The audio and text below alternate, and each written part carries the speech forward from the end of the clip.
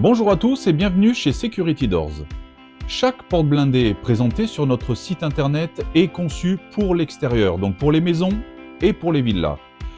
Elles sont toutes fournies et livrées avec un pré-cadre en acier galvanisé qui devra être installé avant la pose de la porte. Dans cette vidéo, vous allez découvrir comment poser correctement ce pré-cadre afin d'assurer une pose efficace, facile et solide à votre porte blindée. On se trouve actuellement à l'intérieur de la maison et j'ai choisi de poser le modèle Nexus de la marque PD Porte Blindate en 90 par 210 cm de passage et nous allons sceller le pré-cadre en feuillure. J'ai préparé ma feuillure sur un mur en Cyporex de 20 cm d'épaisseur. Je vérifie actuellement que ma réservation en largeur soit bien de 105 cm car le pré-cadre hors tout fait 102,4 cm de largeur.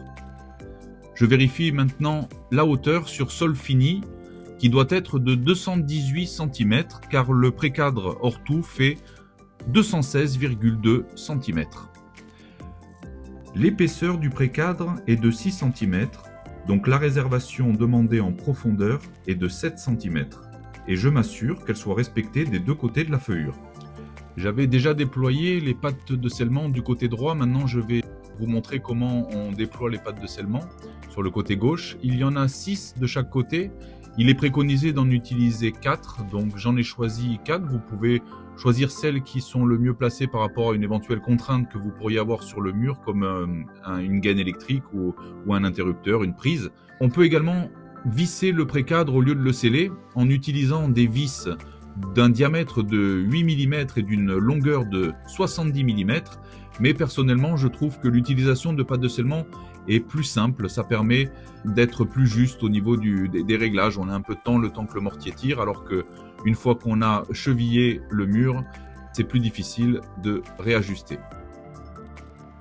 Maintenant je vais positionner mon pré-cadre, le centrer, le positionner également à fleur du mur, et je vais placer 2 cales sur la partie supérieure pour le bloquer et pour faire mes vérifications d'aplomb et de niveau. Donc je positionne mon niveau à bulle sur une première partie, je prends un maillet pour ajuster mon pré-cadre tout en vérifiant et je fais ce travail des deux côtés pour m'assurer que tout soit parfaitement d'aplomb. Je fais maintenant la vérification du niveau. Le pré-cadre est maintenant positionné dans sa réservation et maintenu par les 2 cales en bois. On a effectué les vérifications des 2 aplombs latéraux et du niveau. Il est maintenant prêt pour être scellé à l'aide de mortier standard, ciment sable, sur les 4 pattes de scellement de chaque côté. On en a 8 au total. Comme vous pouvez le constater, on a laissé un jeu de pose entre le mur et le pré-cadre de 13 mm, tout autour. Ce jeu de pose a 2 fonctions principales. La première, c'est de réussir à ajuster correctement votre pré-cadre dans la réservation et de faire vos ajustements de niveau et d'aplomb. Il ne doit surtout pas rentrer en force car vous risquez de créer une torsion et de compromettre la pose de la porte. Ensuite, ce jeu servira pour injecter une mousse polyuréthane isolante, phonique et thermique, qui créera une rupture de pont thermique qui est fondamentale pour une porte d'entrée de maison.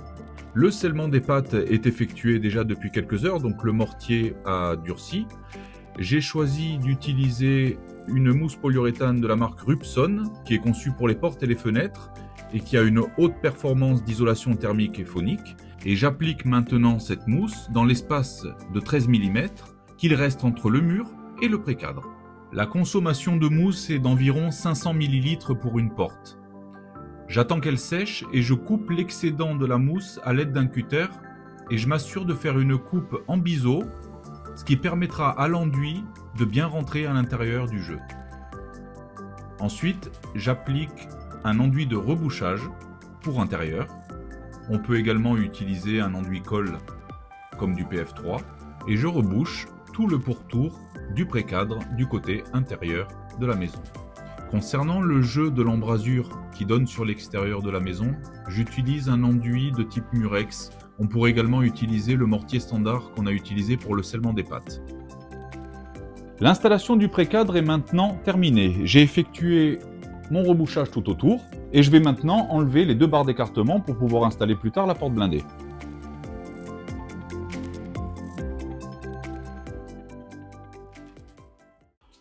Cette vidéo est maintenant terminée.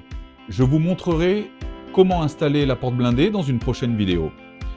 Si vous avez besoin d'informations, de conseils, n'hésitez pas à me joindre du lundi au vendredi de 9 h à 18 h. Toutes mes coordonnées seront dans la description. Vous pouvez également visiter le site internet securitydoors.fr et découvrir toute notre collection. Merci d'avoir regardé cette vidéo.